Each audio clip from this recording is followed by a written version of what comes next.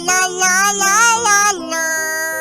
Hoy, bago ka magkwento, Martian, ng kwentong wala kakwenta-kwenta, ay i-shoutout natin ang happy birthday! Si Jules King Python, na lagi nakatutok sa atin to. Jules King Python, happy birthday! Birthday niya ngayon. So, happy birthday! Kwento ka na. Ito na mga bata, ito na mga yes friend, ang kwentong lang kwenta, ang nung isang araw na pinamagatang si Tambelina. Uy, si Tambelina. Narinig ko lang yan mga yes friend, ano. Hindi siya kasing popular nila Snow White, nila Cinderella, nila Sleeping Beauty, ni Shrek. Kailangan talaga nasa linya si Shrek dun Natong si Tambelina. Oo, no. Pero familiar siya sa akin. Kayo ba, familiar na ba kayo doon? Hindi. So ito ang istorya ni Tambelina.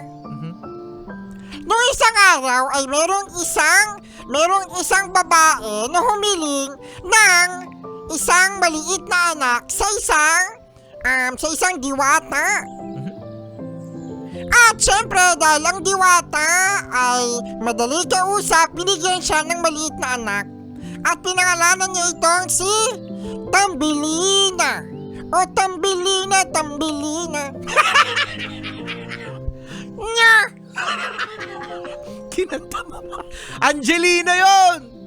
Bakit? Saan lang naman, kinanta ko lang naman yun Sige. Ngayon, itong si Tambelina ay napakaliit na kasyang-kasya siya sa isang box ng posporo. Uy, ang liit nga. At ang kanyang kumot ay isang petal ng rosas. Uy, liit nga, maliit. Maliit. Ngayon ay magandang babae itong si Tambelina. Kaya naman ay marami ang gustong manligaw sa kanya. Isang gabi, Naku, yan na.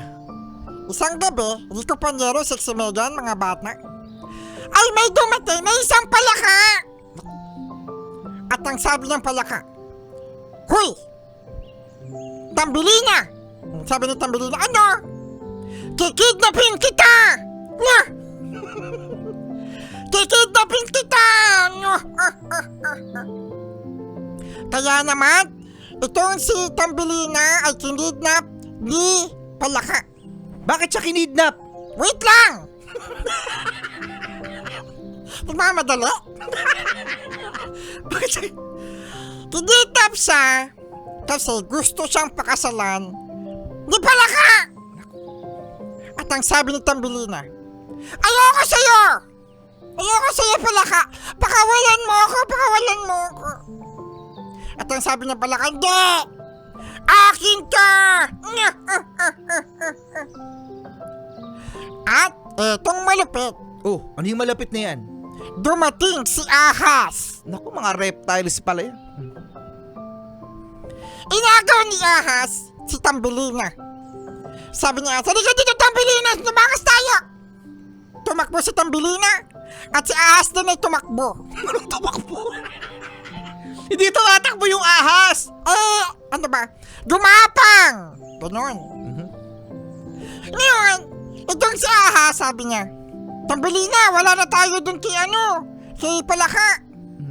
Sabi ni Tambelina, "Salamat sa'yo, Ahas Bakit mo naman ako sinagip?" Sabi ng Ahas, Uy, sabi na ahas. "Kakainin kita!" Sabi ni Tambelina, "Wawa!" Sabi niya? "Wawa! Kakainin mo ako, hindi ka mabubusog sa akin." Hindi na mabubusog. I'm so maliit. May dumating na isang ibon. Naku, isang ibon. Ang isang ibon ay dinagit si Tambelina. Naku, dami naman nangyari kay Tambelina. Ngayon ay nangyari ang isang nakakatakot pa din. Bakit? Kasi nilagay sa Tambelina doon sa may pugad ng ibon. At nag-crack na ang mga itlog ng ibon. At ang sabi ng mga sisiw, Sisiw ibon. inakay! Ito, masyadong marami ka napapansin sa kwento ko, ha? Sabi ng mga inakay, uy! Meron dito isang tao! Uy, Ano pangalan mo? Sabi niya, Tambelina. Oy, nice to meet you. Mhm. Ngayon ay merong isang lalaki naman na maliit din uy, maliit din. na umakyat ng puno para sagipin si Tambelina. Saan nanggaling yung lalaki? Doon sa baba. sabi ng lalaki, ang prinsipe, ikaw ba si Tambelina? Sabi niya, oo, kasi magaling ako tumambling.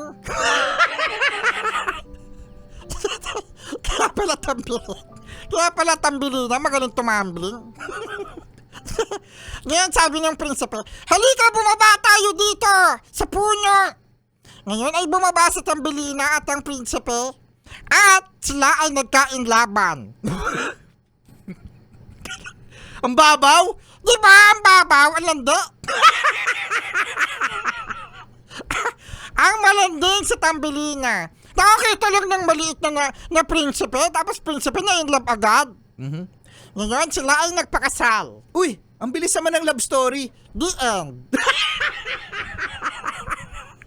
Ano ba gusto nyo ending? Fairy tale yan, fairy tale. Oo, yun. Eh, pala yung nangyari kay Tambelina. Kaya siguro hindi siya masyadong sumikat, si Tambelina. Kasi di ko talaga alam yung Tambelina na yan. Oo, kasi ganun lang ang babaw, no? Wala man ng apple, katulad ng kay Snow White. Hindi siya natulog, katulad ni Sleeping Beauty. Oo, ganun lang yung story ni Tambelina. Okay, Tambelina, tapos na. Susunod na si Sexy Megan! Sexy Megan na, Chillax 101 na! Tumama siya sa'kin agad-agad I'm a flirt kahit ang damot